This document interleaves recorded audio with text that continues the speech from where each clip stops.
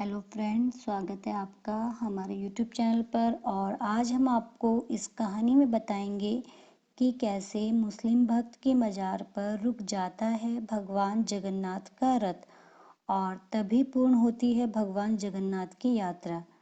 मतलब अभी कोरोना काल के उसमें लग रहा था कि यात्रा होगी या नहीं होगी, तो कोरोना काल के भी सुप्रीम कोर्ट ने जगन्नाथ रथ यात्रा की परमिशन दी तो भक्तों के चेहरे खिल गए। जगन्नाथ भगवान की ये यात्रा पूरे देश की आस्था का प्रतीक है।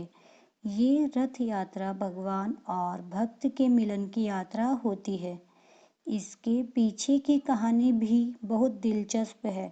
बताते हैं कि भगवान का एक मुस्लिम भक्त था, उसका नाम सालबेग था और बताया जाता है कि जब रथ यात्रा जाती है तो यहाँ पर अपने आप ही रथ यात्रा रुक जाती है।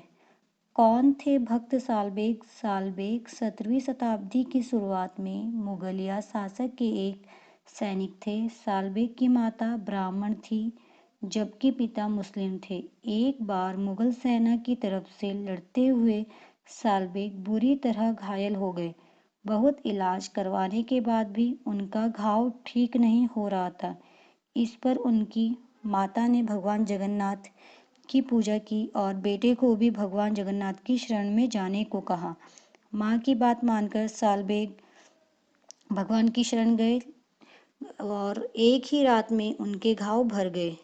सालबेग भगवान के दर्शन करना चाहते थे, लेकिन मुस्लिम होने की वजह से उन्हें मंदिर में प्रवेश नहीं दिया जाता था। तब सालबेग ने कहा, उनकी भक्ति सच्ची है तो उनके मरने के बाद भगवान जगन्नाथ अपने आप उनकी मज़ार पर दर्शन देने के लिए आएंगे। सालबेग की मौत के बाद उन्हें जगन्नाथ मंदिर और गुंडीचा मंदिर के बीच दफना दिया था।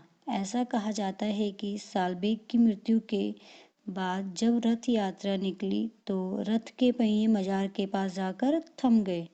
लोगों ने काफ़ी कोशिश की, लेकिन रथ मज़ार के सामने से नहीं हिला, जिसके बाद भगवान जगन्नाथ के जयकारे लगाए गए।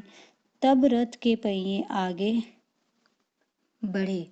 तब से हर साल ये रथ यात्रा इस मुस्लिम भक्त की मज़ार पर रुकती है। ऐसी है प्रभु जगन्नाथ की लीला।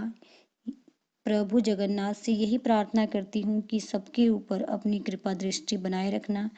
अगर आपको वीडियो पसंद आया है तो प्लीज़ चैनल को सब्सक्राइब कीजिए और बेल आइकन को प्रेस कीजिए, जिससे आने वाली नई वीडियोस का नोटिफिकेशन आपको मिल सके।